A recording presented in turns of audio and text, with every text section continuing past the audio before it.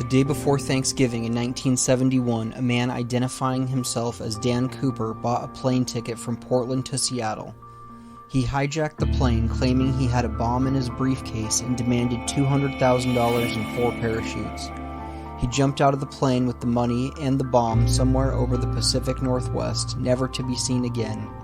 The FBI claims to have investigated over 1,000 people, including dozens of deathbed confessions. In 2016, 45 years after the hijacking, the FBI suspended its investigation of the case. While the FBI is no longer looking for D.B. Cooper, there is a community of people who are trying to solve the case on their own. Welcome to the Cooper Vortex. If you're a fan of the show, I do not need to explain to you who our guest is today because you're well aware. If this is your first time in the Vortex, you picked a hell of an episode to start with. My guest today spent decades in law enforcement, and the last half as a special agent for the FBI in Seattle. You'll hear how he worked his way onto the D.B. Cooper case, and onto the Dropzone. You've seen him in several news stories and documentaries on D.B. Cooper. His name has made it onto the pages of many books, and if you're a fan of this show, you'll know I unsuccessfully tried to get him on the show. Twice. Well, he retired just 3 days ago, and since he's awesome, he immediately made good on his word to be on the show. Ladies and gentlemen, I hope you enjoy this episode with my good friend, Larry Carr. All right, let's get started. Larry, when did you enter law enforcement? So I entered law enforcement actually on my birthday, December 14th, 1990. And what was your role or position in 1990? So I was hired as a deputy sheriff with the Polk County Sheriff's Department. It's the largest land county in Florida. So you had a lot of those Florida man encounters then, right? Oh my God. So Polk County is interesting. It's a mix of, it's the largest phosphate producer in the world, and I believe as well as citrus. And then sprinkled in are cities like Lakeland, Winter Haven, Cypress Gardens is there, but a lot of mobile homes. A lot of interesting Florida shit that happens. It was crazy. And how long were you there for? So originally I was there for 3 years, and then I met my wife, who was a flight attendant with Pan Am. So that lets you know how old I am, because Pan Am hasn't been around for decades. And so I met my wife there, and we got married. She's a Minnesota gal. So we decided we wanted to start to raise a family. So we moved back to Minnesota, started raising a family. I went to work for the Sauk Rapids Police Department, which is a suburb of St. Cloud, Minnesota, which is dead center of the state. I went back to school, got my master's degree, and it was a very small police department. I didn't see many opportunities, so I moved back to Polk County, where I started as a canine officer. And then from there, I went to the Florida Department of Law Enforcement. I was on Jeb Bush's protection detail for several years while he was governor there. Interesting stories with that. And then right after 9/11, the Air Marshal Service kicked in.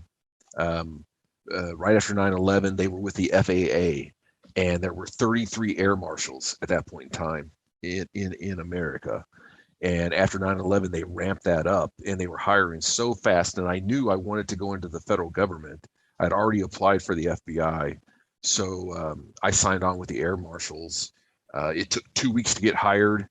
And I was then in the academy in Artesia, New Mexico, after deciding to go with the air marshals. And then 5 months into my air marshal career, the FBI hired me. So I have a quick air marshal question. Okay. So you would really just sit on random planes? Yeah. So listen, let me tell you this. Flying first class, when you don't care, you have no agenda, all you care about is no one breaches the cockpit. That's not a bad gig. It was pretty cool being an air marshal. I mean, you sit in first class. If you get there on time, it's like, well, it doesn't matter. I'm not on schedule. I'm working. So it was interesting. I don't think looking back, doing that for 20 years would have been something that I would have enjoyed. But for the short period of time that I did it, are you kidding me? I'm like, we're landing already? I want more warm nuts. Yeah, that seems like a crazy job.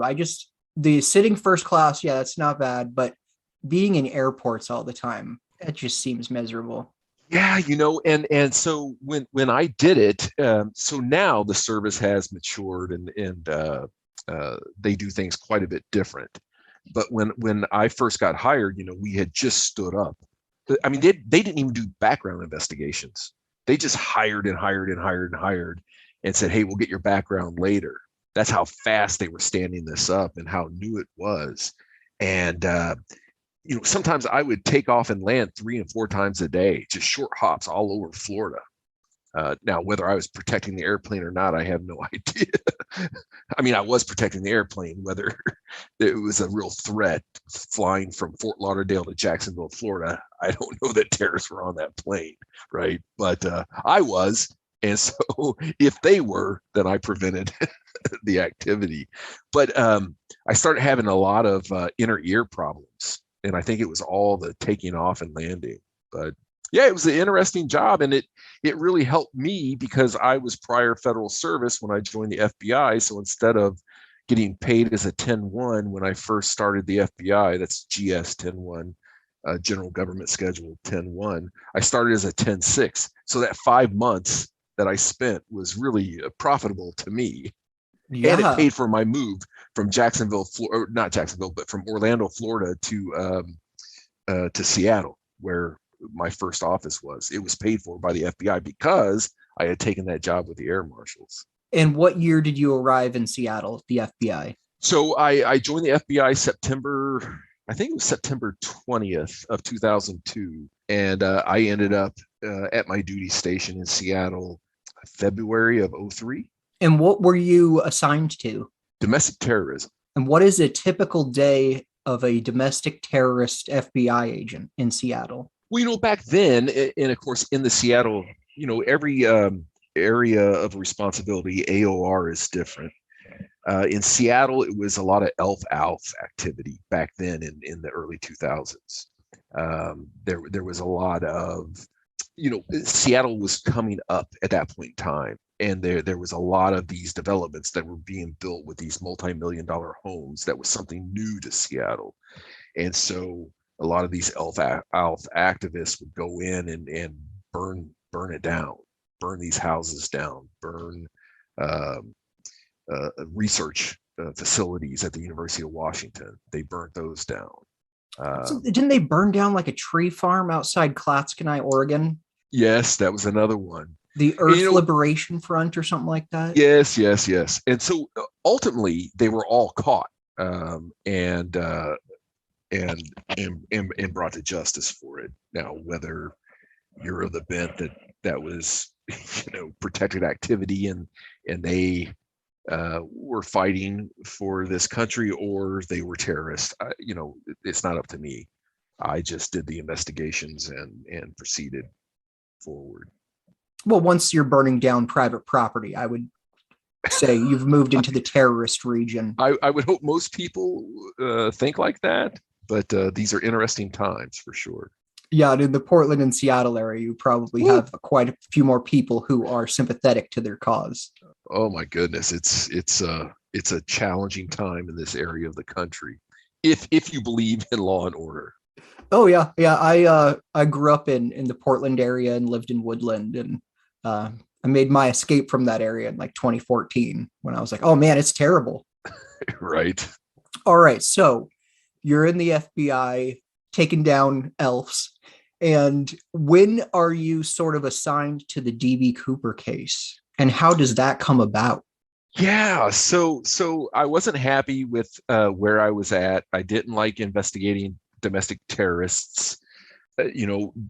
Coming up in local law enforcement, state law enforcement, I was kind of what they call in the bureau a knuckle dragger, right? I just see bad guy, go arrest bad guy. None of this long-term Title III intercepts and we're going to investigate this case for 6 years and then take down Lottie Dottie and everybody. I liked, here's a bad guy robbed a bank. Identify bad guy, go arrest bad guy. So I wanted to get on the bank robbery squad. And luckily, the floor that I sat on was the same floor as the criminal squad that investigated bank robberies and gun crimes and drug violence. And so I kind of just weaved my way into that area. I actually moved my desk from the squad that I was on and just picked up and sat next to the bank robbery guys. And no one said anything. And it was so bizarre. And so I just started going out on bank robbery calls. And so you just took the position you wanted. I literally, I kid you not, and I don't think you could do that in today's bureau, but I literally picked up my stuff one day and moved my desk and sat next to the bank robbery guys because I wanted to do bank robbery. But getting officially assigned to that squad was difficult. But when I started responding enough to these bank robberies, so in the bureau we have kind of a flattened supervisory realm. So you have your squad supervisor, and then after that you go into the executive branch. So there's not like corporal, sergeants, lieutenants, but what we have are coordinators. And so, for example, on the bank robbery squad, you have a bank robbery coordinator. He's just a special agent, but he's over this group of individuals that are made up of Seattle Police Department, King County Sheriff's Department, Bellevue Police Department, and we're all there at the office as a squad. And then you have a FBI agent who's a coordinator. And so eventually, long story to say, when the coordinator moved on from when I was there and moved my desk over, because I had shown initiative, I got the bank robbery coordinator's position. So I was able to transfer to the criminal squad. All that to say, the guy that sat next to me had the DB Cooper case at the time. And he had this big file cabinet, and all the DB Cooper files, or a big portion of the DB Cooper files, were set by his desk. And I always passed by there. And one day I said, what's in this file cabinet? Because most of the closed files are in the basement. They're not sitting by the agent's desk. And he said, oh, that's the DB Cooper case. I'm like, the hijacking thing. That's awesome. And he's like, I hate the case, and I'm like, man, but it sounds so amazing. How could you hate this mystery, right? This incredible case. And so I started talking to him, and then I would go in and borrow files. And when I had some downtime, I'd read through them. And I'm like, oh my God, I want this case. And so eventually he was more than happy to give me the case. And so in 2000, I think it was about 2007, right around that time, I got assigned the case. So long story to say, that's how I got the case. I loved the answer. What did you know about it before you were assigned to the case? So I was one of the individuals that thought, well, it's Mccoy, right? It's Mccoy. So I'm going to get assigned this case. I know there's DNA. I'm going to get court orders. I'm going to dig up Mccoy there in Utah. I'm going to take a DNA sample, and I'm going to solve the DB Cooper case. Right. That's where my head was at when I first took over this thing. And I had a general working knowledge of the case through what media had transpired. As a kid, you see the In Search Of with Leonard Nimoy and DB Cooper and the whole mystery. And, the Pacific Northwest, before I ever showed up out there, just really was something that I always fantasized about, living in the Pacific Northwest. But being an East Coast guy and in Florida, I rarely ventured past the Mississippi in any of my travels, but I always had this thing for the Pacific Northwest, and like DB Cooper and Bigfoot all fit into that mystique, So it was amazing that when I got assigned the Seattle division, and then just fell into this Cooper case, it was just like it was meant to be. So when you finally get assigned to the case in 2007, what's your move? What do you do? It's been 40 years or 35 years. Yeah. So at that point in time, I had been running the bank robbery squad for a year, maybe 2 years. And so the way we solve bank robberies is you get as much information out to the public as possible. pictures, handwriting samples of the note that they pass, anything, cars leaving the parking lot. If you got a description of the car leaving the parking lot, you get that out to the public, and then you get a phone call a week, maybe 2 days later, 3 days later, a week later, saying, hey, that's Jesse Smith, he's my neighbor. And you start doing a little background investigation on this individual, and you realize, wow, that's the bank robber. And now it's just a fugitive hunt to take this person into custody. And so that's what I thought about the D.B. Cooper case. Like, this case is dead in the public, right? There's nothing going on with this case. There was nothing to follow up with it. It was just a dead case that was going nowhere. And so I thought, well, what if we apply the same standards to this case as we do, to bank robberies? What if we just give the public every bit of information we have on this case and see if it doesn't shake something out? And I approached our executive management, and they approved it, and they said, let's go for it. Let's reignite the case in the public's imagination. And I can't believe what happened after that. I mean, the media just took this case like you would not believe, and so it was great. I mean, it worked. My strategy worked, but it also became a very big burden for our media folks. It kind of overtook that whole aspect of the office. And after about a year or 2 years, it started causing me some problems too. I want to talk about the Dropzone. So I went and looked today at the first time you posted on the Dropzone, September 7th, 2007. And at that point, the Dropzone was basically Joe Weber arguing with skydivers. Right. There wasn't a whole lot of like legit DB Cooper researchers in there at that point in time. It seemed to be Joe Weber fighting with skydivers. And then along comes ckret, ckret. And I thought it was hilarious.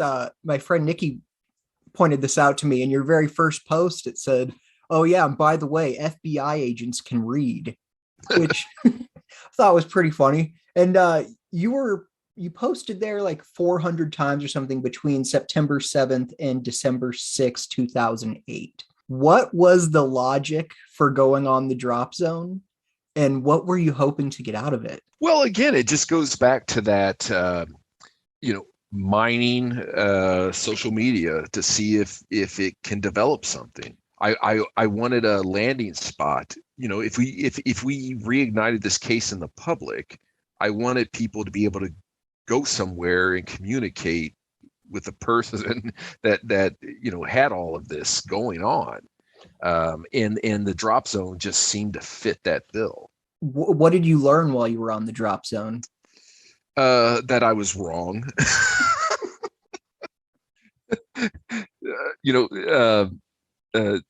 Joe Weber was an interesting individual for sure. But she's kind of indicative of all of the folks that I've kind of run across in trying to solve this case. And I don't know what it is about people that latch on, that so desperately want their loved one to be DB Cooper, or what that's about. I never resolved that or got an answer from it. But, the Dropzone, me venturing out on the Dropzone was kind of the way I kind of went about being an FBI agent, is like, I think this is going to be really good. I think this is going to work. I don't really have permission to do this, but I think I can ask for forgiveness and come out the other end unscathed.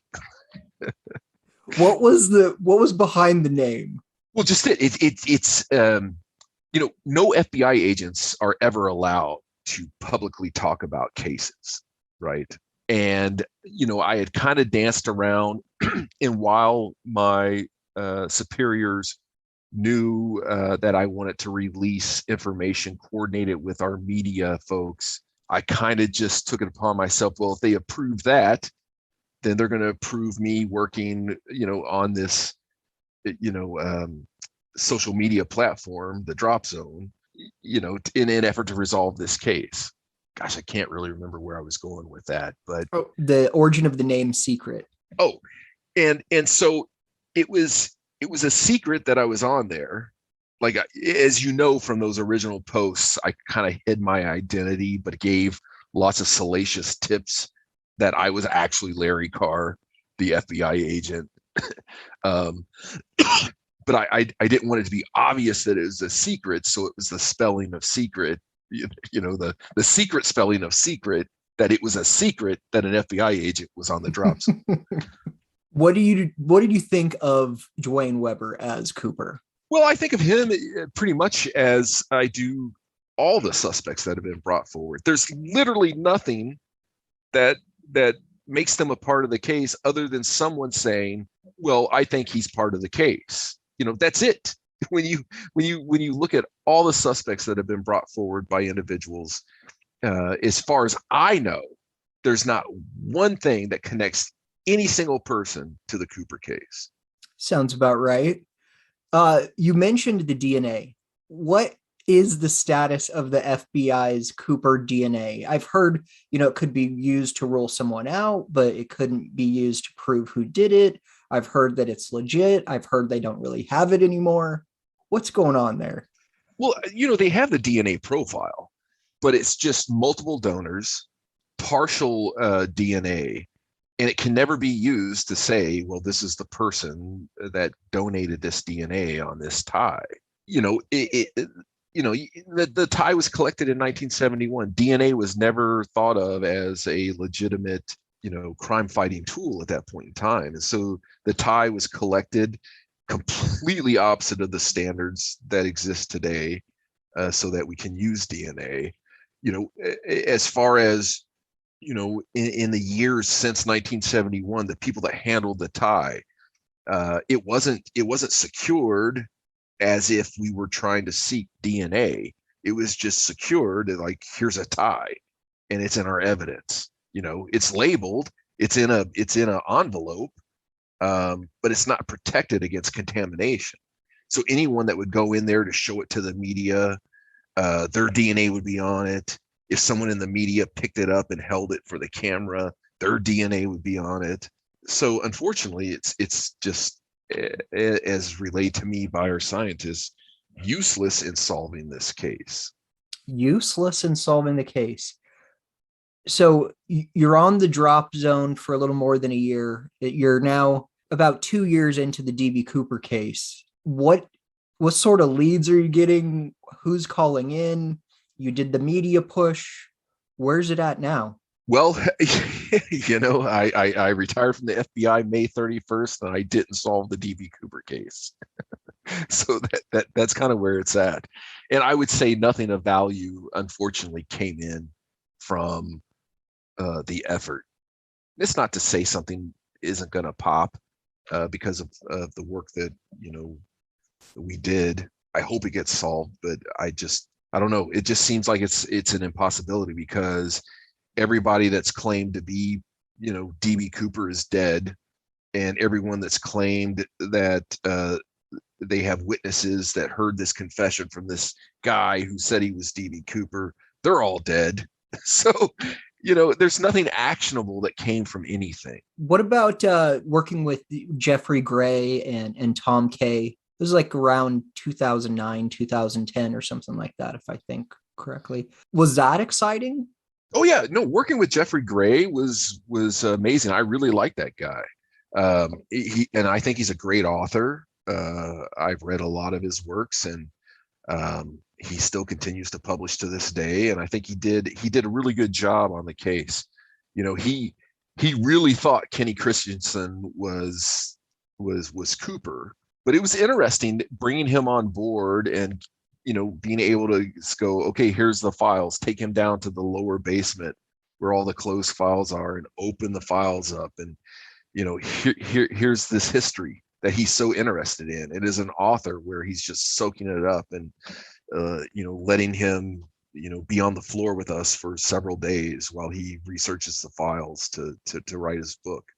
I was happy to do that for him, because he came into the case. Now, while I don't know that he thinks it's Kenny Christensen now, but he came with more of an open mind. Most people attack the DB Cooper case, from the perspective that that I come from, as they have their person, and now they want to move that person through the case and make him fit, instead of looking at the case and letting the case and the facts of what we know lead you to the person. It's reversed. And that's such a flawed way to go about doing this. You can't go, I think he was DB Cooper, now I'm going to make him fit the case. That's a flawed approach. How unusual is it that in this case, it seems like most of the forensic work has been done by a civilian? Yeah, that's interesting. When I came up with this citizen sleuth thing, well, I guess Tom put it all together. But the one thing, our lab is so backed up, and the Cooper case was so cold, that I wanted to come up with a way to investigate the case, but not use FBI resources. And could we come up with the same type of product at the end? And when Tom agreed to do this, I looked at his background, and while he's not the PhD scientist, he still has an incredible scientific grasp of how to process things and move through the evidence. And I think he's done a great job. I don't know that it's moved the case forward at all. I hope it does, but at least we were able to address it. If it had gone back to the lab, well, they're tied up on homicides and real live crimes that are impacting people today throughout the world. And so how am I going to tax our scientists and over this kind of boutique case that I just happen to have a liking to?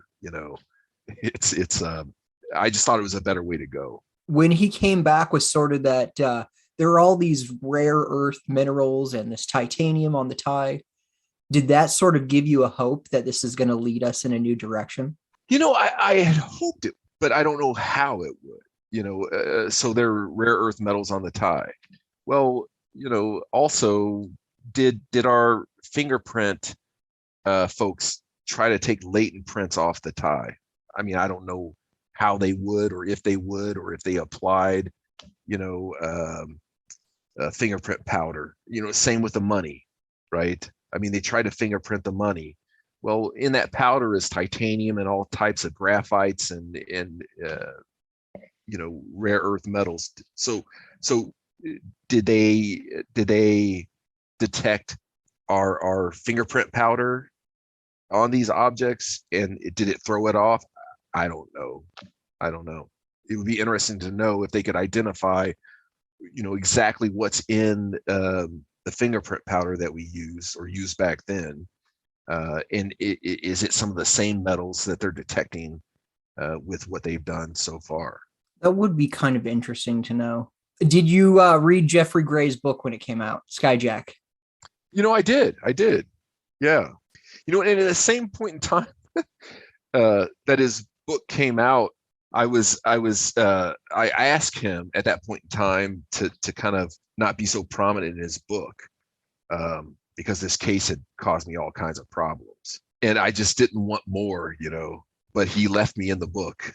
What sort of problems did it cause for you? Well, some myself, because I did a bit of overstep occasionally, with being in the media, but it became such a distraction for the office. And there were literally journalists flying from France and Germany to Seattle to interview me about the DB Cooper case, and there was like nonstop the documentarians that wanted to film there in the office, and it just became such a distraction that some in management kind of were like, stop it already.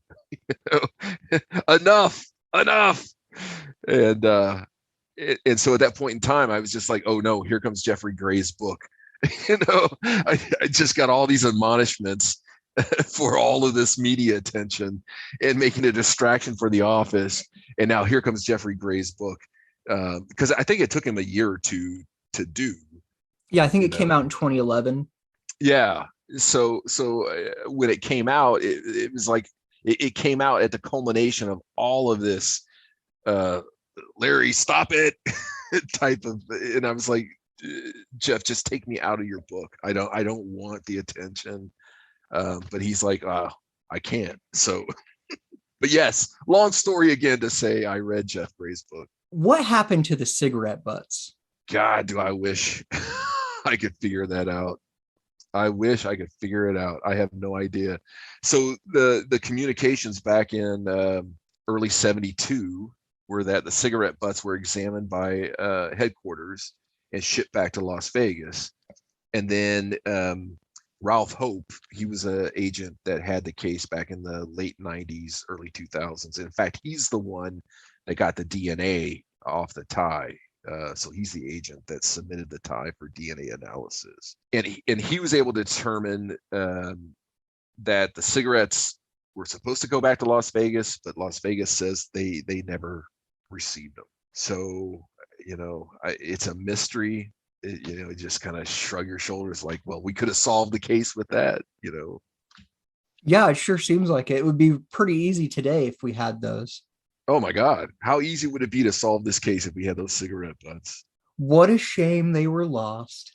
Well, and there's the hair fiber that was apparently lost as well in that, I don't, there was a lone hair. Now, whether it was Cooper's or not, who knows? But there was a lone hair taken off the back of his seat, and it was fitted under a not microfilm, but a micro slide. Anyway, it was put in the slide, and that was supposedly sent back to Las Vegas as well, and don't know where that's at either. Earl Causey, what did you think of him? He was a very interesting individual. How I met Earl Causey is I got a call one day about a parachute that was recovered,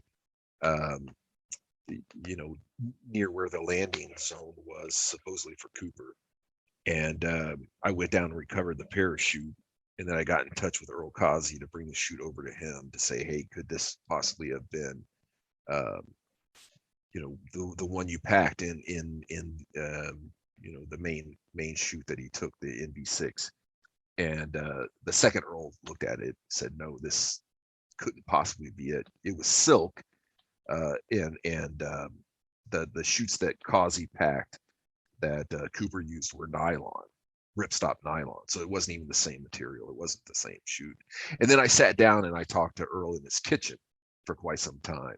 He was a rather gruff, say it like it is individual, and he had very strong opinions, and interesting guy. All right, so one thing I wanted to ask about Earl Causey is, like many things in the DB Cooper world, he sort of met a mysterious ending. Do you believe that the murder of Earl Causey has anything to do with the DB Cooper case? No.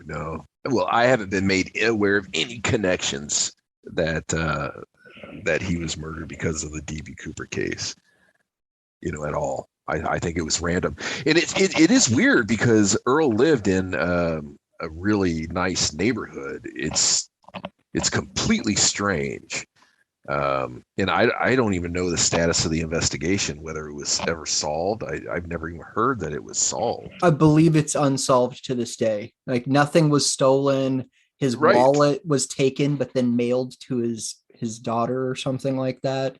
It's bizarre. Yeah, really weird one. And there's so many things in this case that, like, well, that's weird. Is that associated in any way? Like, yeah, I mean, where he lives, it's a very wealthy area. I bet there hasn't been a murder there since, and it probably wasn't a murder there 50 years before. It's just bizarre. Working the case, I'm sure you got a lot of, hey, it was my uncle, it was my brother, it was my neighbor across the street. How seriously do you take some of those? It's difficult to take them seriously when there's nothing that's actionable. Right away, it's like, okay, I get your story. I understand the story you're telling me, and I understand you believe the story that you're telling me, but there's nothing actionable in what you're saying, meaning I can't go interview someone and verify what you're telling me. There's no receipts. There's no bills associated. There's no parachutes associated. There's no receipts from hotel rooms in Portland back in 1971 of November, right? I mean, there literally is nothing that's actionable. And if there's nothing that's actionable, then we can simply never prove what you're telling me. Therefore, it's hard to take serious. Were there any leads that you came across where you're like, ooh, this is good, I'm going to follow this up?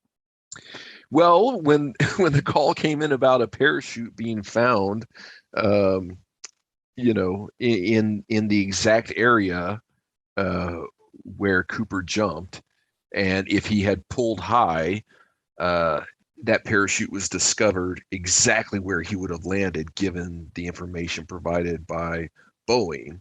That was the one lead in all of this that got me excited for a few minutes. But then when I got there, I realized pretty quick that, this was just some Army surplus parachute that someone was using as a canopy and threw it away with a bunch of other junk. And in a decade plus of doing that, that was the only lead that you were real excited about. That's the only one. Wow. The only one. Unfortunately. That's sort of disappointing. Right. All right, here's an offensive question for you. Does the FBI and or CIA know exactly who DB Cooper is and they're covering it up? No. Listen, I've worked in government for 32 years. There are no conspiracies, right?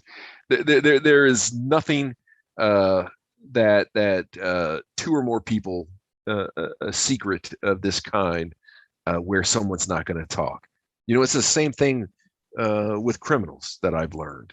If you did your crime and you did it by yourself and you didn't tell anyone about it and you didn't leave dumb evidence behind, you're probably going to get away with it. But as human beings, we always talk.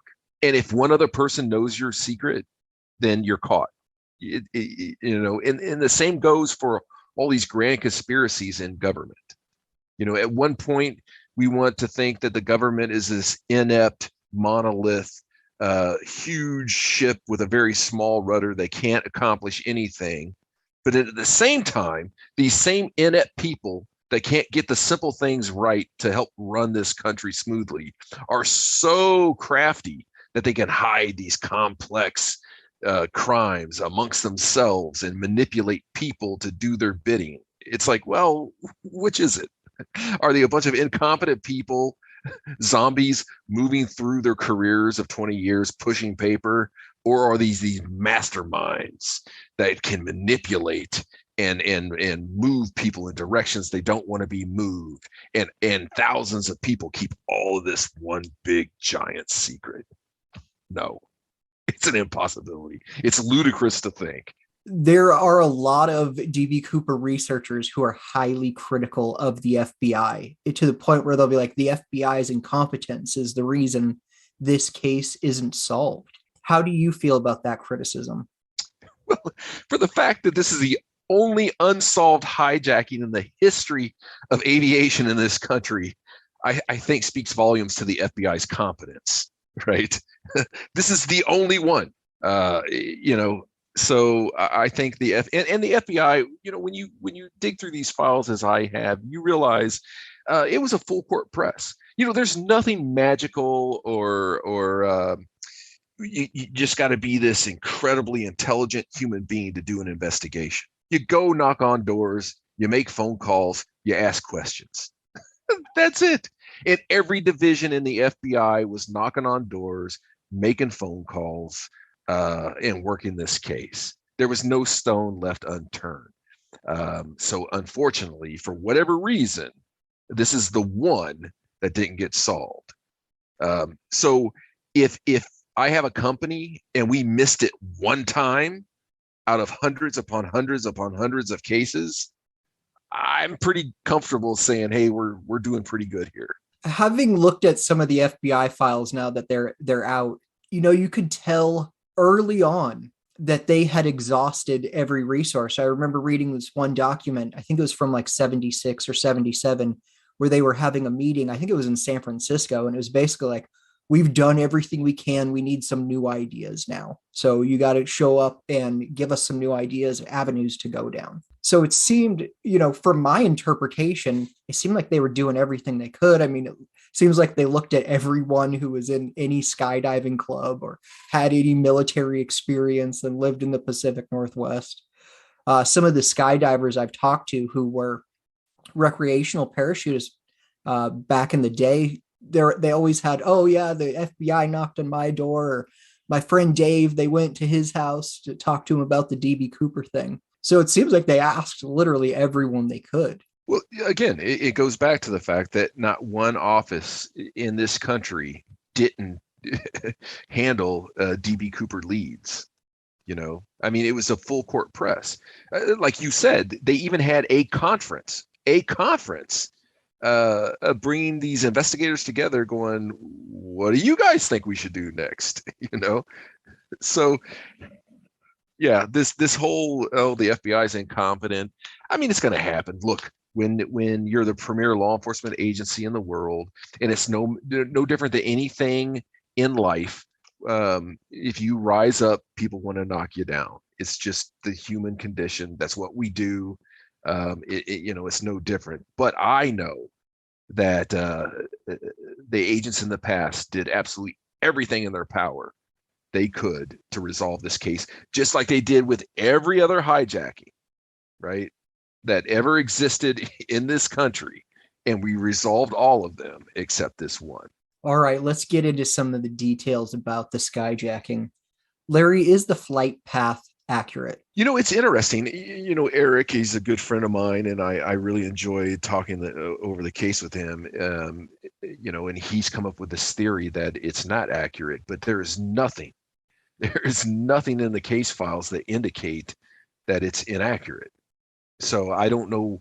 I get where he's getting that from. You have to have speculation at this point in time, right? Because going by the evidence as we know it, the facts as we know it, hasn't produced a good result. So then I think you have to go back and examine it and speculate. But at the same time, you've got to have something, at least in my mind, that says, okay, well, here's where the problem's at. And he said he interviewed one of the pilots, and the pilots gave them different information. Well, I read their interviews not 50 years after the fact, but the day of that evening, and what they had to say about it. And and Paul Sunderland, he was very clear in follow-up interviews that the flight path's correct. And in fact, there's one interview with ATC in Portland, and I forgot the name of the guy, but he actually states that, and of course, when the plane was near Portland, that would have been the most accurate radar station at the time. And he indicated that the flight path was further east of Victor 23 when they were near Portland. So, there's nothing that points to an inaccurate flight path. Does the flight path really matter at this point in time? I don't think so. It's a red herring, right? What does it matter? I mean, sure, if the flight path, if you could say, well, it's further west, and maybe you could search further west, but at this point in time, 50 years later, what are you searching for, right? It's not going to solve the case, but it is something to discuss about the case. I mean, there's actually not much to discuss. So you got to pick apart all the little details if you want to talk about it. Is the drop zone accurate? I think that's where there's some play, because the crew knew when the pressure bump happened, and they documented, but how fast did they document it? So we're talking, 30 seconds, 45 seconds, maybe a minute, which ultimately, when you're traveling, at 200 miles an hour, and you're jumping out of a plane, could alter the drop zone, dramatically. Are you aware of, there's a former FBI agent, Gregory Hall, who has a book that just came out recently, and he theorized that the pressure bump was a diversion and Cooper jumped out closer to the Reno airport. Well, yeah, again, I don't know where he got that from. The only way to make the pressure bump is to walk down to the bottom of the stairs and jump off of them. so that your weight's removed and the stairs slam back into the aircraft. I don't know how he came up with that. That's just wild speculation on his part, and I don't even know how you would make that happen. That's a good question. All right, I have two theories that I absolutely hate that I would like you to shit on as well. So the first one is that Cooper never exited the plane and he hid on the plane in Reno. And once law enforcement walked away, he just casually got out of his hidey hole and walked away. Well, no, because you had the pressure bump, right? There's only one way to make that happen. You can't fake that. So the pressure bump occurred. And then there's really, in looking at the reports, because that, believe it or not, Sunderland was questioned about that. Could he have hid on the aircraft someplace? And Sunderland was like, no, it's an impossibility that he could have done that he could have undone the panels in some form or fashion and then resecured the panels while being secreted inside the panels. Right? I mean, it's literally an impossibility. But the avenue was completely investigated by the FBI, and it's my understanding that plane was any compartment that could be opened up was opened up that evening. Yeah, and they had a canine search the plane as well. Exactly. Okay, the other theory I absolutely hate is Cooper never existed. The flight crew cooked that up and then split the money. Well, yeah, I mean, it's you could say an alien came onto the aircraft. I mean, it's the same believability factor. Other passengers saw Cooper. He was on the plane when the other passengers got off. I mean, it's just nonsense all the way around. Those two I tend to get from people who like watched one documentary or saw, Loki and then read the Wikipedia page. And, I have a theory that nobody's thought of before. Right. It's just like, I don't want to hear this again. All right. Was the bomb real, Larry? Well, I don't think so, because why bring a real bomb, right? The direction of the day was cooperate, do whatever he wants, get him whatever he wants, get our customers off the plane, and get everybody to safety, and let him just fly to Cuba, give him his money. So there was no need to bring a real bomb on board the aircraft and have that situation that could possibly escalate beyond what you can control by accident, right? So why on earth would someone go through that to have a real bomb on board when it was completely unnecessary? It's like robbing a bank these days. You don't need a gun to rob a bank. They're going to give you the money. All you got to do is tell them, this is a bank robbery, give me your money. So why would I bring a gun into a bank to commit a bank robbery, get the enhanced penalties, possibly harm someone, and give myself a life sentence in prison when I can just say, this is a bank robbery, give me the money, and they're going to give you the money, right? So I apply that same logic to the Cooper situation. Why on earth would he go through the trouble of making a real bomb when a fake one with road flares would do this exact same thing, but pose no danger? What do you think of the fact that there were two sketches released of Cooper about a year apart, and they look pretty different? Do you think that hurt the case? Well, yeah, I think that sketch, people take all those sketches of Cooper there. There were, I think, 2 released, but there were more done than that. And they all look a little bit different. But people think of it as a picture. This is a picture of who, hijacked the aircraft. Well, nothing could be further from the truth. It's a likeness of a person that hijacked a plane 50 years ago, not a picture of a person that hijacked a plane 50 years ago. Sketches have a place. And Mccoy was with him long enough that she could have provided a very accurate depiction of him, but nonetheless, it's still a likeness of someone that hijacked the aircraft. Have there been multiple FBI profiles done on who they believe the type of person Cooper was? I never came across a specific profile in the files. This was before our profiling unit existed, or about the same time it was standing up. So a lot of that work I did myself by going through, it's really interesting how in-depth cigarette brands detailed their customers, complete profiles. Like if you smoke Marlboro Reds, this is you, right? Your hobbies, your job, your education level. In that those studies exist today. And so I found one on Raleigh, cigarettes, exactly, what this person, who he was in society and in life. And they're very detailed. It's completely compelling and interesting about brand loyalty with cigarettes. And then also you add in,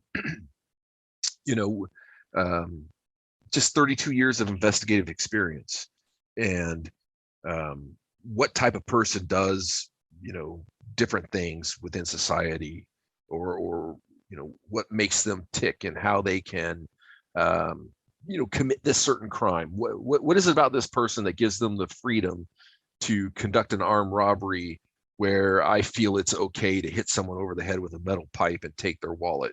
What is that person built like? I know that person. I've interviewed that person.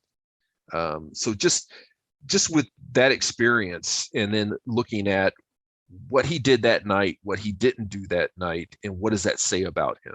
And that's how I came up with my profile of Cooper. Well, what's your profile of Cooper? Well, I think he was definitely a blue collar individual. I think he was one of those individuals that had a bit of arrogance about him. Maybe he was antisocial, and I say that because I believe he died the night of the jump, and apparently no one missed him. And so if you go by what I believe, then if nobody misses you, then obviously you're a bit antisocial, because you didn't have a group around you that misses you. I think he's one of those individuals that gets just enough knowledge to be dangerous to himself. Impulsive individual. Do you think he was ex-military? I do, because back at that point in time, the only people that kind of put on parachutes, new parachutes, were military folks. But I don't think from the choices he made that night, he had much experience whatsoever with parachutes. It's interesting that some people can look at what he did that night and walk away with the idea that he was some expert. And but when you actually look at the choices he made, it's like, well, how do you come to the belief that he was an expert? You don't think he was special forces? No. Why is that? Because someone that's special forces would have done this thing completely different. Cooper, as far as I can tell, had no detailed method about how he was approaching this situation. There was no deep thought that went into it. For me, an expert not only knows how the equipment works, but knows why the equipment works. Who knows that if this piece doesn't work, then that's going to cause this piece to fail, and then this piece is going to fail, and then this piece is going to fail, and then the whole mission's going to fail. An expert has that ability to see that. And when I look at what Cooper did, no specifics about equipment, right? Cooper knew at that point in time he was going to do a night jump into a storm, into an unknown drop zone, but made no specific request about the type of equipment he was going to need to pull that off. Well, if someone has the ability to walk through the difficulties of the situation they're facing, and yet makes no specifics about the equipment they need to pull this off, how is that person now an expert in your mind? That's fair, although sort of disappointing. You said that you started this like, it's Mccoy, I'm going to solve this. And you also just said you believe he died in the jump. What got you from it was Mccoy to he died in the jump? So once I took on the case, then we had a copy of the file, the working file from Salt Lake City on the Mccoy case. and I read the file, and his alibi, everything was airtight. It wasn't him. Plus, he doesn't match the description of Cooper at all. And the stewardess were shown many pictures of McCoy, and they're like, no, that's not the guy that hijacked our aircraft. So you have the people that spent the most time with him going, no, that's not the guy that hijacked it. He doesn't match the description, and his alibi was essentially airtight. So it couldn't have been McCoy at all. Plus, they did the jumps completely different. McCoy did it exactly like you would think someone that knows what they're doing would do it, right? He brought his own equipment on board. He's not going to trust someone to give me 2 front chutes and 2 back chutes. What the hell's that, right? What am I getting? I didn't ask for specific equipment. I just asked for 2 front chutes and 2 back chutes. That's what Cooper did. McCoy brought his own equipment on board. McCoy gave exacting details to the pilots of where to fly. McCoy asked for updates. Where are we at now? Where are we at now? Coordinates. Because he wanted to know where he was jumping, right? So, you have someone that showed a semblance of how you would pull this off to be a success, as opposed to Cooper. Give me 2 front chutes, 2 back chutes. Just fly south to Mexico, right? Never asked for updates where he was at. Cooper went into this completely blind. He had no survival gear to land in the middle of a forest that he had no idea where he was at. So anyone that says Cooper was working with someone on the ground, well, right then I just completely dismiss their narrative because Cooper had no idea where he was at when he jumped, right? So if you're going to work with someone on the ground, even if you had exacting details of where you were at and you jumped from a plane in a storm, depending on where you pulled the chute, you could be miles from the person that you're supposed to be working as in a wilderness. How are you going to link up with this individual, even if you know where you jumped, right? But Cooper, he didn't ask for any updates. He started trying to get out of that plane right after takeoff and didn't figure out the air stairs until the Vancouver area. But he had no idea whether he was out over the coast, because that's the flight path, the Victor route that pilots were going to take originally was out over the coast into the Pacific and fly south down the Pacific and then cut over to Reno because they didn't want to fly at 10,000 feet over the mountains. Yeah, and to your point, McCoy landed exactly where he said he was going to land, and his accomplice gave up because it was taking too long. Right. So even though he had an accomplice, she bailed. Right. Oh, this is taking too long. So yeah, if he doesn't know where he's at, the idea that he has an accomplice, plus, like 2 people can keep a secret if one of them's dead. So having an accomplice really makes this a much harder case. Okay, regarding McCoy, I want to talk about McCoy a little bit more because there was this, Dan Greider released this YouTube documentary about McCoy. McCoy's children have come forward now saying that it was him. So I'm getting all the time now, like, oh, Dan Greider solved the case. It was McCoy. But, the only new information there is his children, who are, I think, like 1 and 4 at the time of the skyjacking, coming forward to say it was their father. But nothing else is presented that wasn't in D.B. Cooper, The Real McCoy, that came out, 35 years ago now at this point. Right. Well, no, it goes back to what I was saying. McCoy's alibi is airtight. He doesn't match the physical description and the witnesses that spent time with him. Right. I mean, we're only talking several months later. It's not like this is a distant memory in these stewardesses' minds and they see a picture of McCoy and just a few months later go, well, I can't be sure. They were absolutely 100% sure McCoy was not the guy that hijacked their airplane, right? Yeah, and I read that you guys played, or the FBI played, an audio recording from the courtroom of McCoy speaking to Tina as well. Right. I mean, listen, I guarantee you the FBI, and I would have loved that it was McCoy. It wraps it up in a nice little package and, we're done. Like I said in the very beginning, that's what I was going to do. I was going to solve this, Mrs. McCoy. We can move on from all this nonsense, but it just simply wasn't McCoy.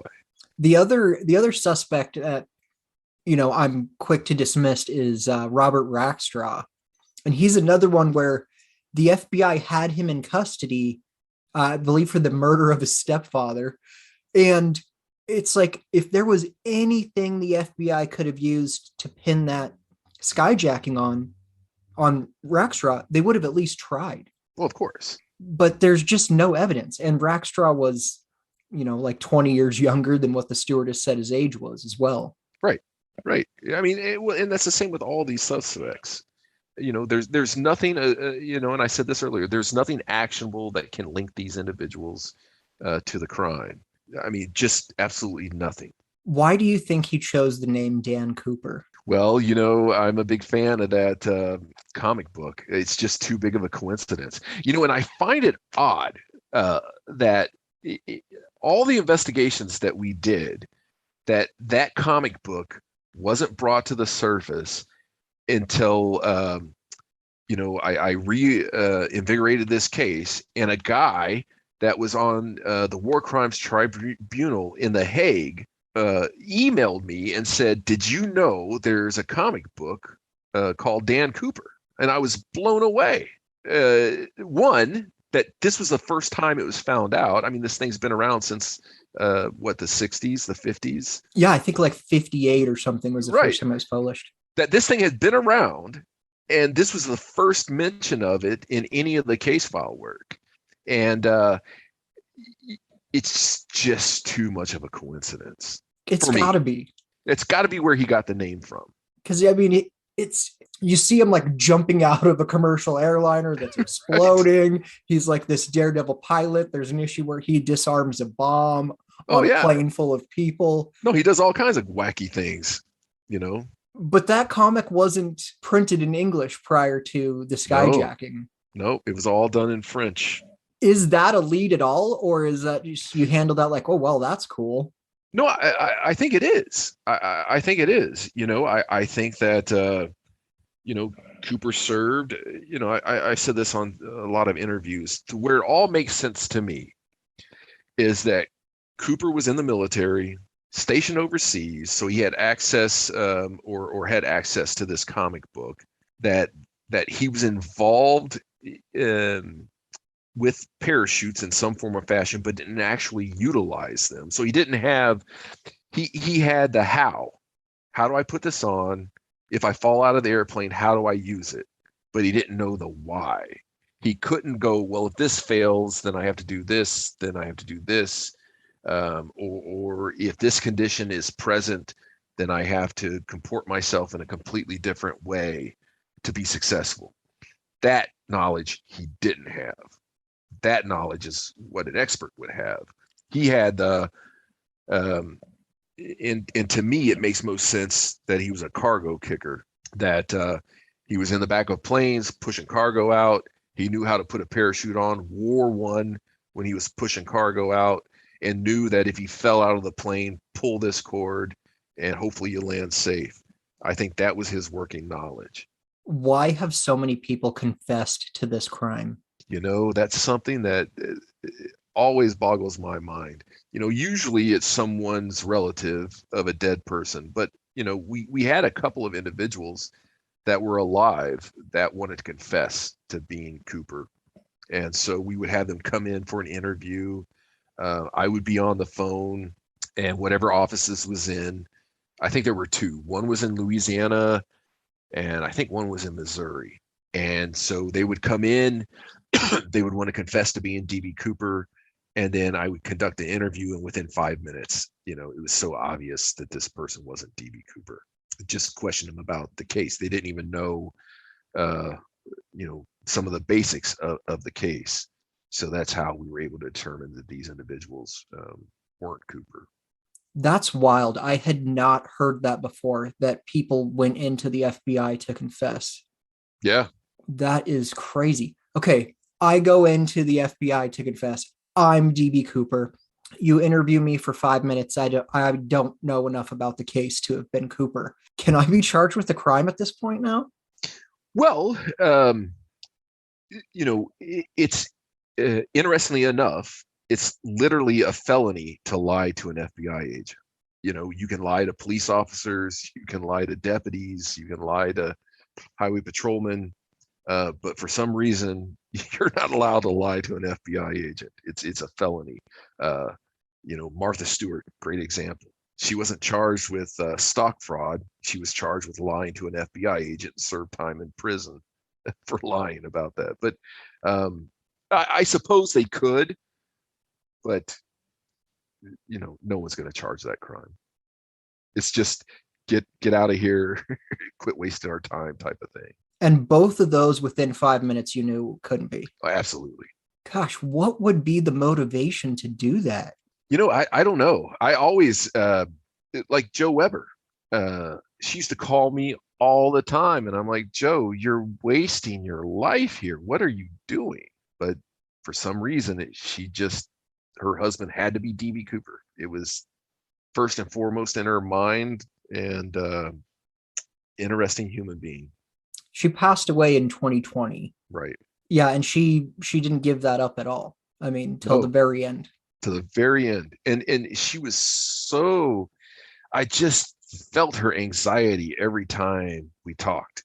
And the poor woman lived in a constant state of anxiety, and that for some reason her former husband just had to be DB Cooper. Like, I don't get it. I don't get it, man. The confessions to a loved one, I sort of understand a little bit more than, hey, I'm going to walk into the FBI and confess to being DB Cooper. And, I've talked to a lot of people who their uncle confessed to them, their dad confessed to them, their grandpa confessed to them, or their friend. And what I learned from interviewing all those people is that none of those people are lying.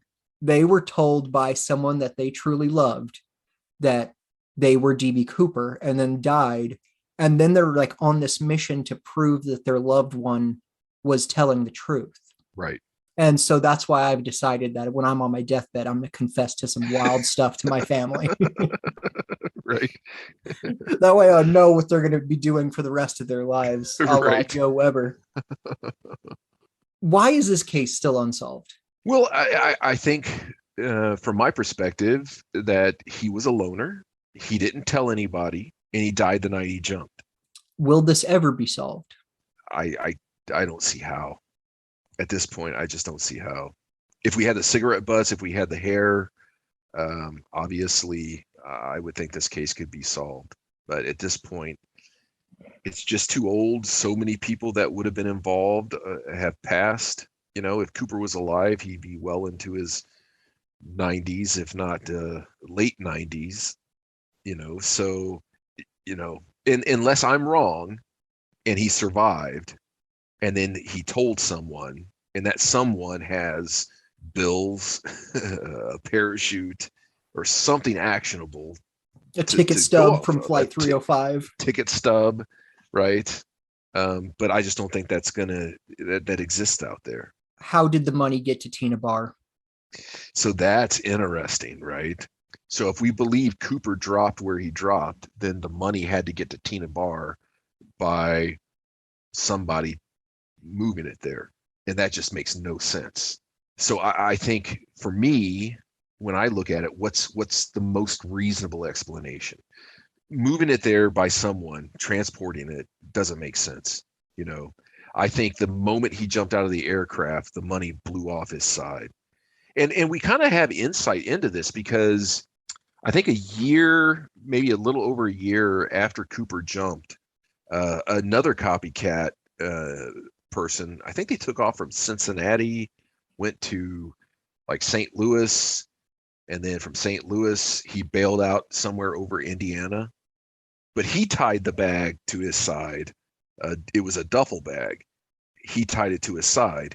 And when he jumped from the aircraft, it blew off of him, right? So I think Cooper had the same fate. I think he was like the Portland ATC individuals indicated. Cooper was further east of Victor 23 when the plane was near Portland, where he jumped. So the landing site was a little off, so we never found him. I think when he jumped, the money blew off his side. But I think the bag stayed tied intact. He tied the top of it and then went up and down and around and around. I think the integrity of the bag stayed, but it came off his side. I think he never pulled, so he augured in. The money landed in the Washougal watershed, and during one of the floods in the next decade, the bag caught on a snag, went out into the Columbia, floated up on Tina Bar. The bag was disintegrating.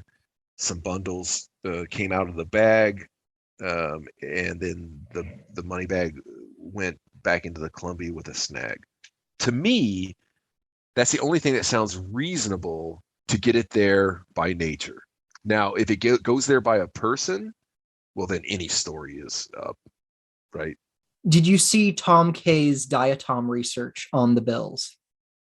I did, and I haven't followed it all that quickly. I haven't followed that closely, but there's something about the spring diatoms opposes the fall or something along those lines. Yeah, so basically, I'm no scientist, but my understanding of it was based on the diatoms on the money, it only got wet in the Columbia during springtime.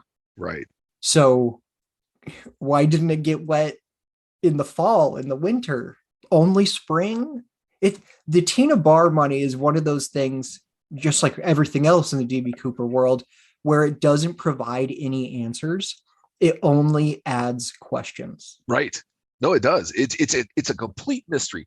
If the natural way of getting it there, and I know it seems out there, right? But that, to me, when I work it out in my mind from where we think he jumped, it was a little further east. It could have got snagged up in the Washougal. It could have gone in the Columbia.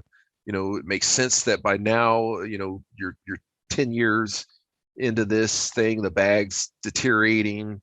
It's all gentle action, not rough action, and the money just kind of falls out on the beach. And then the rest of it, goes out into the Columbia. But again, you take that out of it, then how does the money get there from where he supposedly jumped? The whole thing falls apart at that point in time. And I think that's where Eric comes in with his Western flight path. Because at that point in time, you can only speculate, right? I mean, the whole getting flooded out in the Washougal and then into the Columbia, that's all speculation on my part, because I have no one has any idea how it actually got there for real, right? You have to think about, well, in my mind, what's the simplest explanation? There was no valid reason for someone to bury the money there, right? No, it's the whole thing is just baffling. Do you think that Cooper could have spent any of that money, assuming he lives? Well, yeah, he would have been free to spend it because, especially if he had gone, to Middle America, to the East Coast, right? Back in 1971, yes, it was national news. Of course it was. But it wasn't focused like it's going to be focused out in the Pacific Northwest. So every teller was like, I'm going to find this Cooper money. And they had, printouts of the serial numbers. But realistically, there's 10,000 serial numbers on there. Someone hands in 520s, to the bank. You're going to sit there and peruse all 10,000 numbers, with these 20s. So, and that's banks. He could have gone into any store and spent that money, and no one's going to be looking at it. I had a gentleman on my show by the name of Arthur Friedberg, who's a numismatist, which is, I had to learn this, is a combination of historian and collector of currency. And he wrote the book, U.S. Paper Currency. And I had him on the show, and I asked him if Cooper could have spent that money. And because I've thought the whole time, yeah, they weren't looking that hard. This is pre-computers. And he was very quick to say, absolutely not. He didn't spend that money. Because in his view, the idea that there are 9,000 or at least 9,000 $20 bills entering circulation, and not a single one of those bills came up in a flagged transaction in the 10 years after the skyjacking, he was like, that math just doesn't check out for me. I say the money was never spent. Yeah, and look, I don't know. Maybe he's got some knowledge I don't have, which a lot of people have a lot more knowledge than what I have. But um, they were all manual searches. There was no computer search for the money. If I go to J.C. Penney's in New York City a year after the hijacking and buy something with a $20 bill, Like a clip-on tie? like another clip-on tie because I left my clip-on tie on the plane, right? There's no clerk at J.C. Penney's that's taking his $20 bill a year later and going, oh, well, I'm going to have to compare this to $10,000 bills on this list or $20 bills on this list I have. I mean, it didn't happen. What did you think of Cooper's knowledge of the 727? He knew that it could be jumped when no one else at the airport knew. Well, I think he made an assumption. I don't think he knew, right? I mean, he wanted the air stairs down and lock at takeoff. Now, did he know the plane could take off in that configuration? I think he just wanted the air stairs down and locked. He knew the air stairs opened on a 727, but the pilots were pretty clear that we can't have the air stairs down and locked. He didn't say, "Oh, yes, you can. I know you can because of X, Y, and Z." He just agreed that, okay, well, they can be lowered in flight. Great, they can be lowered in flight. So I don't think he had knowledge that they can be down and locked at takeoff. I think he would have, if he had absolute knowledge and expertise regarding how the air stairs operated, he would have insisted, look, I get what you're saying. You can't rotate at V1 with the air stairs locked in place, but I'm telling you, I know this airplane and they can be, so I want it this way, right? He gave up that demand. So I think, again, it shows he had some knowledge, but he didn't have expert level knowledge. In reviewing some of the files, did the FBI think he was going to jump?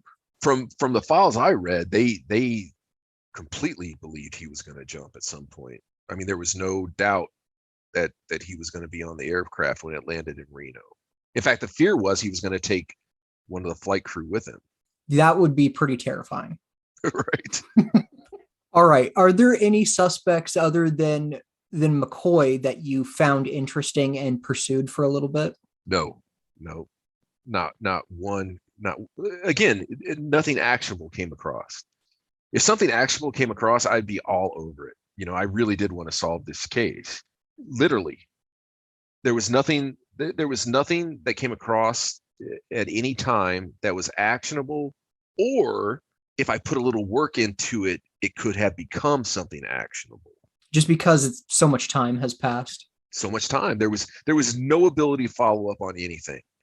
The only way that we could have followed up is Kenny Christensen's brother, and go, okay, Lyle, we believe everything you tell us, so therefore it must be true, right? That's the only way Kenny Christensen could have been a viable suspect, is that Lyle knew and we just believed everything he said. If you could go back to 1971, late November 71, and start on this case when it was fresh, other than obviously saving the cigarette butts, what would you have done differently? The only thing that you could have done differently, is made sure that evidence was taken care of better. Everything else was exactly done the way we always do everything. And like I said in the beginning of this interview, there's nothing magical about it. There's nothing like, well, if you're just a little smarter, you could solve this crime, or if you're just a little more diligent, you could solve this crime. All investigation work is getting off your ass and going and knocking on doors and asking questions. That's it. That's the mystery to investigations, and being curious enough that when someone tells you something, to ask a follow-up question that maybe unveils something that is important to the case. That little piece that's missing, and it's you getting out of your away from your desk and going out and asking questions and doing interviews. That's the key to all investigations. You were super stoked on the case when you got on it. How quickly did you get to the point where it's like, the DB Cooper case? it never became bothersome to me because I always believed that I was going to solve the case. And dealing with the Joe Webbers and other characters in the case was just part of the price that had to be paid, to move this thing forward. And it's interesting. Every little character, I've described it as a stew in the past. This unctuous, meaty, brothy, fat-laden stew, and every character that you put in the pot just adds more flavor to the story. And I always love that. You put the Joe Webbers in there, you put the Earl Causeys in there, the murder, the all this stuff just builds these layers of this amazing case. And it's like, my God, someone's got an amazing story here to tell. It would make such an if someone knew all the layers and all the things that are involved in this case and the crazy twists and turns, what a freaking movie this thing would make. How would you make it a movie? I would do half reality and then speculate what happened after he jumped off the plane to complete the mystery, to write the final page, even though that final page will never be written. But you can take, artist liberties and come up with something after he left the plane. Like, it's a great story. Like, you could add on some type of backstory, front loaded about who Cooper was and why he's doing this crime, and then just document the crime with the facts that we know. And then after he left the plane, well, then it's just endless amount of stories that can be told. I totally agree with that. I've said on this show a couple of times that I don't want this case to be solved unless it's solved to my satisfaction. Right. If we find out tomorrow, or we discovered the cigarette butts, oh my gosh, they were just lost in someone's lunchbox and here they are.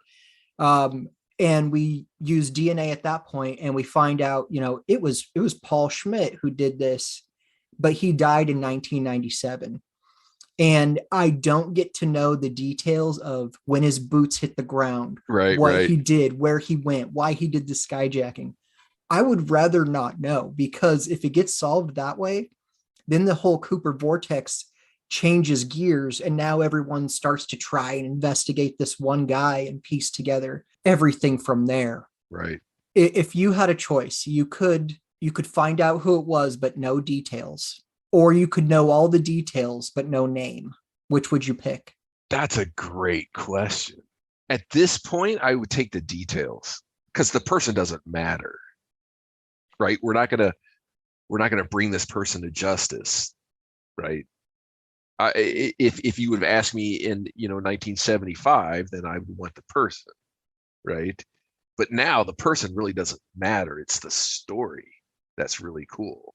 If you have a 96-year-old gentleman who is completely lucid come forward and say, I don't have much time left, but I just wanted to get my story out there, is it possible to prosecute him? Well, yes. I mean, theoretically, absolutely. The charges are still there. At one point, I tried to see if I could get immunity for DB Cooper to come forward. Really? Yeah. That went over like a lead balloon. that I was told that would send the wrong signal. I could understand that argument, but I'm totally on your side. Right? Because I thought at this point, so it's back not long after I took the case, and I went directly to the U.S. Attorney's office and said, "Hey, listen, what if we just kind of offered immunity? This isn't a viable, in my opinion, it wasn't a viable prosecution anymore due to the individual's age. He would have been in the late 80s, early 90s, and my thought was that whoever comes forward, if we can prove it was him, is going to come up with, I'm sure, a lot of deals with the media and movies and books and all this other stuff that we could make Northwest Airlines whole again." Right. So that was my whole angle, that whatever money that this person gained in infamy that he gained from this, that he could repay Northwest Airlines and With everyone interest? be made whole, right? Because are we really going to put a 90-year-old guy in prison for a hijacking that took place 50 years ago? And my whole thing was, no, we're not going to do that. But I'm not with the U.S. Attorney's Office. I was just an agent going, this is one way we might be able to get the guy to come forward. But they were not having any of it. How does this case differ from other cold cases you've worked on? Well, usually when you're working a cold case, it's a homicide, right? So there's a victim, there's the family, so it takes on a bit of seriousness. There's always a lot of pain involved in it for the family, and you're trying to bring this family justice. So, there's a heaviness to the cases. With this case, there was no heaviness, right? It's just like, this is a really cool fucking story. This is just amazing. And I want to get to the last page of it, just like everybody else. That's where I was always at with the case. It was just fun to be a part of it. I feel the exact same way. Like, I'm not a big true crime fan at all. The things I gravitate towards are like crazy heists, like DB Cooper or the Isabella Stewart Gardner Art Museum heist. Like, that kind of stuff I just find so fascinating. The maybe potentially brilliant plan, perfectly executed and got away with it. But some of the true crime stuff, like, I don't want to hear about an 11-year-old girl being killed. Like, that's a bummer. That's not a fun thing for me to listen to while I'm at work. I know. I don't get that. You're not into the obsession with true crime? No, I no, because I lived it. So I've seen murdered people, and the tragedies and the screams of parents that have lost a child, right in the aftermath. So I have no desire to hear it retold. Yeah. Do you have any favorite books or movies on DB Cooper? I really like Up Schitt's Creek. No, Without a Paddle. Without a Paddle. Yeah, I was trying to think of the name of that one. So that's a fun one. Well, that one agrees with your theory that he died in the jump. Right. And I like Jeff Gray's book. Have you read Bruce Smith's book? And I told Bruce that I'd sit down and talk to him.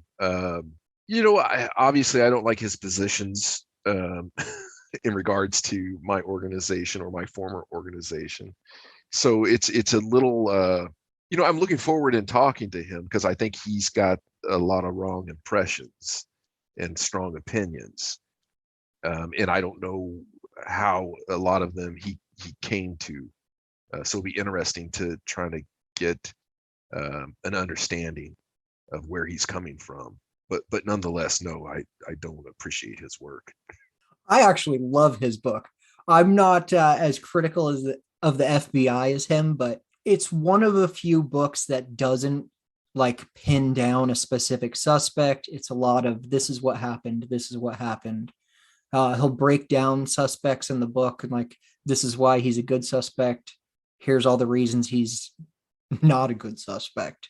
Yeah, no, I really do appreciate that aspect of his work, because one of the things early on when releasing, the information that we released was to get as much of the mythology out of the case and get as much fact into the case. And it always struck me odd is especially when I was on the Dropzone, where I would go, no, guys, this is actually what happened. And then people would go, bullshit, that's not what happened. I'm like, no, I've got this 302 that was taken the night that it happened, and here's exactly what this person said a few hours after being a part of this case. And then the pushback, people say, oh, no. I'm like, oh boy, okay, all right. Having worked on this for over a decade, what are the questions that you hate hearing the most? Gosh, I don't know that I've ever thought about it in those terms. There's got to be like, I gave you those two examples of theories I hear all the time. I'm just like, You don't obviously don't know anything about this. Yeah, I think I would have to say it gets a little laborious going over the same points over and over again to counter some of this mythology, but I don't mind doing that either. So it's like, when someone, what's a good one? Well, I guess I would kind of go back to your points. When someone is like, well, Cooper undid a panel on the plane, secreted himself inside the hull of the aircraft, and then secured the panel back in place from the inside. It's a little laborious to go through, that. Like, well, okay, let's work through how did he do this, and there's no, well, he did it this way. Well, I just believe he did it that way. It's like, well, where do we go from here with this conversation? If we're going to throw facts out the window, and you just believe it because, then I guess we're done. That I guess that kind of point comes up where I'm trying to have a discussion with people, and not that I'm the arbiter of all the truth on the DB Cooper case. I just know what's in the files, right? I just know the information that's presented, and I have opinions based on 32 years of investigative experience. That's where I come from. I'm not saying what I believe is truer than what someone else believes, but there are sets of facts that we can go with in this case, and so I just prefer that we stick with the facts as we know them. Obviously you're going to have some speculation because the facts as we know them hasn't resolved the case. So I get that aspect, but sometimes people go a little too far. If I could put you on Flight 305 in 1971, would you say anything to Cooper? Well, I suppose if I had no knowledge of what was happening, no. But if I had full knowledge of what was happening, I'd probably walk up to him, give me those goddamn flares. Shut up. Sit down. You're not getting shit. Okay, we find out who Cooper is tomorrow. Is it a name that's already in the 302s? I don't believe so. And the reason I say that is because if you're in the 302s, you were vetted, especially back in the height of the investigation, right? And there is no one that I found in the files that was being investigated as part of the case that wasn't cleared. That was a strong suspect. Like, man, we really think this guy's Cooper. And here's all the 302s that back up why we think this guy's Cooper. We just can't prove it. That doesn't exist anywhere in the Cooper files. Okay, here's my crazy theory on Cooper and Mccoy. I think it's possible that Mccoy knew Cooper, and Cooper potentially, maybe they planned him together, or Cooper coached Mccoy, because it seems like, Cooper is famously calm, cool, and collected during his thing. McCoy does a very similar skyjacking, improves on several things that Cooper probably didn't do well. Like you said, he gave very specific flight instructions. He brought his own parachute on board. I don't believe they're the same person at all, but I've always wondered, like, man, if I could connect a suspect or someone that knew McCoy, it would be so interesting. McCoy, Green Beret, and it's just, I think that's a lot more likely than McCoy being Cooper. What's your take on my awesome theory? I think when you look at the 302s from where McCoy, what got McCoy on the radar was he just, back to what I told you, he talked about how he could have done what Cooper did, but only better. And he talked to it with his coworkers, who knows, right? Maybe he knew Cooper. I highly doubt it. I think it's personally the greatest theory ever on this case. It could be. I think obviously McCoy was inspired by Cooper, obviously, given the conversations that he had with his coworkers about it. There's that. So half of your theory's right. Speaking of the DB Cooper movie, why haven't they made a movie about McCoy? Because that story is so crazy. The jailbreak, the prison break, the bank robbery in North Carolina, his military service.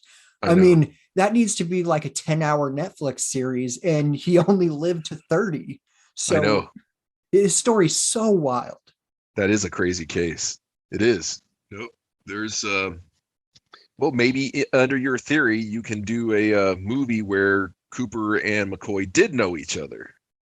That's brilliant. I'm going to have to edit that part out and pretend it's my own idea. What advice would you give to somebody who is investigating this on their own, a civilian? Well, I would say number one, don't start with a suspect, right? And then work backwards to fit that suspect to the crime. Sometimes that's appropriate in some types of investigations. But in this one, I think what you have to do is look at the evidence that we have. And if you have a suspect in mind, that's great. But try to look at the evidence objectively that we have, and don't hammer that square peg into a round hole. If it fits, great. If it doesn't, then you got to move on. I forgot, there was some gentleman who said that they had solved DB Cooper. This was years ago. He called me. I think they were out of Chicago. They announced to the media that we solved the DB Cooper case. And he told me that DB Cooper landed in Cle Elum. Walt Recca. Okay, thank you. And at that moment, I stopped and go, have you even looked at a map? Because if you look at a map, you'll know there's no possibility he landed in Cle Elum. And I explained how far away Cle Elum is from Victor 23, the impossible cascades he would have to fly over to land in Cle Elum. Cle Elum is hell and gone from Victor 23 anywhere. I mean, it's almost an hour. Well, it is an hour due east of Seattle, an hour by car at 70 miles an hour. And somehow Cooper landed in Cle Elum with a Boeing 727 flying south from Seattle. And so I just kind of dismissed it right there and didn't really pay attention to much of what else he was saying. But then I see a couple of months later, they're releasing a book, and they had a press conference that they had solved the case. After I told them, Cle Elum, this is an impossibility. How are you moving forward with this? And that's just an example of someone going, I don't care what the facts are, right? I'm hammering this suspect into this case one way or other. If I would have gone back to 2008 and you're super motivated on this case, and I give you a $50 million budget for this, is there anything that you would have done differently with unlimited funds? No, because there's just simply no avenue to pursue. Money isn't an issue. That's the one thing working with the FBI. If you've got the case, we've got the resources to address it, right? So money was never an issue at resolving the case. There's just literally nothing to investigate. What was your thoughts on the FBI publicly closing the case on that History Channel documentary?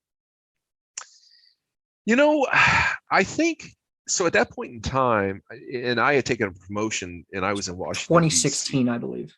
Yeah, I was in Washington, D.C., or just returned. So, and I don't know why they did that. I think it was just to stop all the media inquiries. Honestly, I think that's what it was. It was just kind of endless.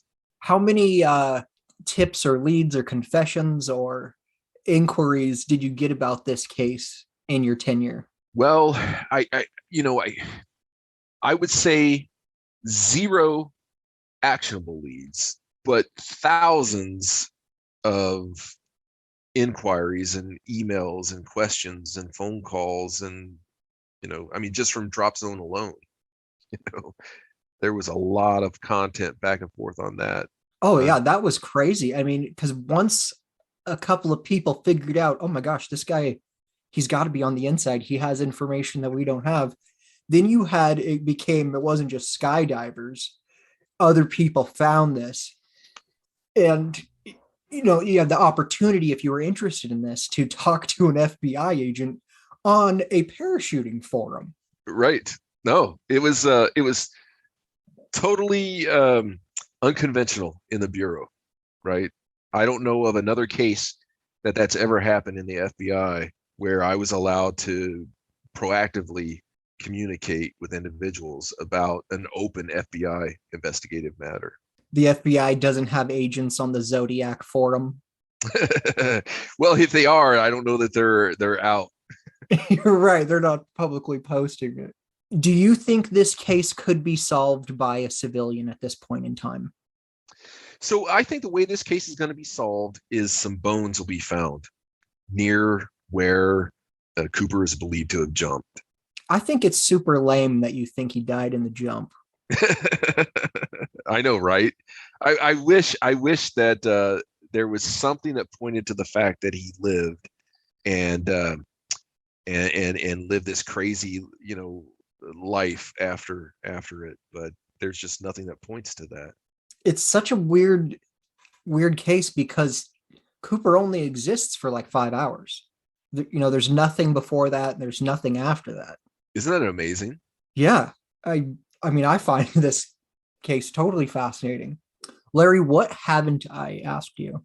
I mean, there's nothing more that, we could get into more of what happened that night, but everybody knows that. When I read a book about DB Cooper, I usually skip through the hijacking part now because right. I've read it so many times, and I don't want to be like, well, they got this detail wrong and that detail wrong, and they confused this with that. Oh, I see. Oh, they're trying to make it seem like he was flying. The plane flew over Cleellum because that fits with their suspect narrative. So yeah, the details of the hijacking, I'm not too concerned with. Are there any hijacking details that you hear repeated often where you're like, that's not true? I think that in the beginning, yes. But I think now, with as many books that have been published on it that have the actual details, and now that the FBI is actually, uploading the 302s, where is before when I was on Dropzone and I would say, listen, this is what the 302 says. People were like, F you. You can't believe anything a goddamn FBI agent says. But now they can see it for themselves. Like, look, this is the actual 302. This person gave this statement 3 hours after coming off the plane, right? In 1971. So this is what happened.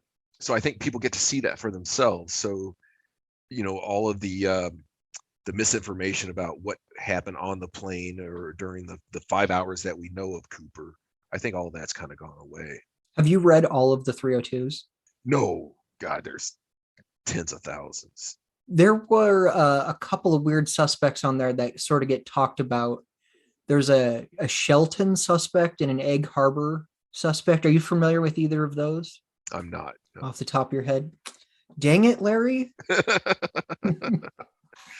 Have we covered it all? I think so. I hope you can cobble a podcast together with all of this. Oh, yeah, it's going to be great. And, like I said, I've been looking forward to this for a long time. I went through that FBI approval process 2 times in a row, got shot down. And so congratulations on your retirement. Well, thank you. I really appreciate the opportunity to interview you. I've been looking forward to this for quite some time. And then you're on the DB Cooper mystery Facebook group, right? Whatever Eric's is. Yes, that one. Yeah.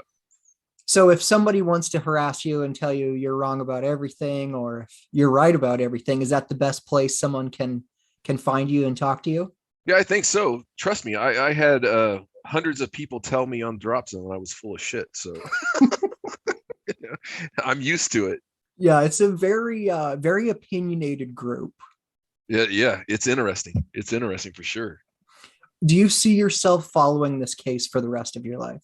Most likely, if something pops up in the news, I'm going to, be very interested in it. But you're not going to read every single book that comes out like I am. Probably not. No. Because, when I read these books, I'm like, well, that's not right. That's not right. This isn't right. This is an impossibility what you're bringing up. So I look at it from I guess an eye that can't really see it for what it is, kind of a jaundiced eye. It's like me watching cop shows. It's like, oh my God, please. You know, I can't watch this stuff. Yeah, so hopefully one day we'll see in the news that it was solved totally to my satisfaction and we know the entire story. I hope so. I hope so. All right, Larry, thanks for coming on. I really appreciate it. All right, Darren, you bet. Have a great night. And if you need any follow-up, let me know. All right, will do. If you want your chance to go back and forth with Larry or try to convince him Cooper lived, you can find him on the DB Cooper Mystery Group on Facebook. Make sure you congratulate him on his recent retirement. Do you know who DB Cooper was? Did you find a skeleton in the woods of Southwest Washington with loafers on? Would you like a chance to present your theory? Hit us up. You can find us on Facebook, Instagram, Twitter, or email us, dbcooperpodcast@gmail.com. Thank you to Larry Carr for the exclusive first interview as a newly retired FBI agent. Thank you to Russell Colbert, who also promised me his exclusive first interview, but like Larry, he said I have to wait until he retires. I'm Darren Schaefer, and thank you for listening to the Cooper Vortex.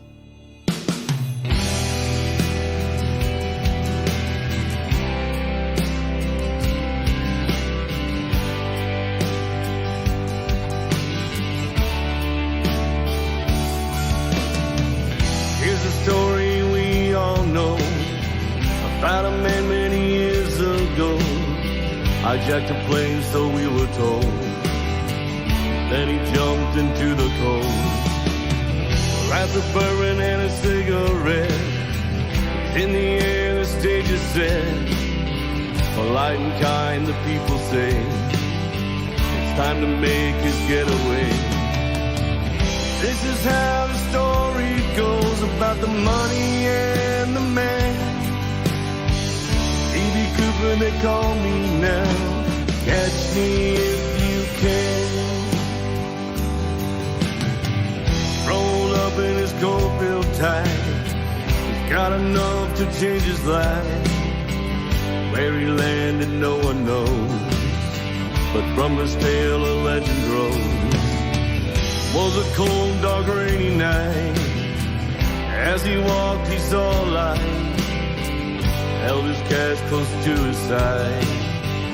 Just needs to catch a ride. This is how the story goes about the money and the man. DB Cooper, they call me now. Catch me if you can.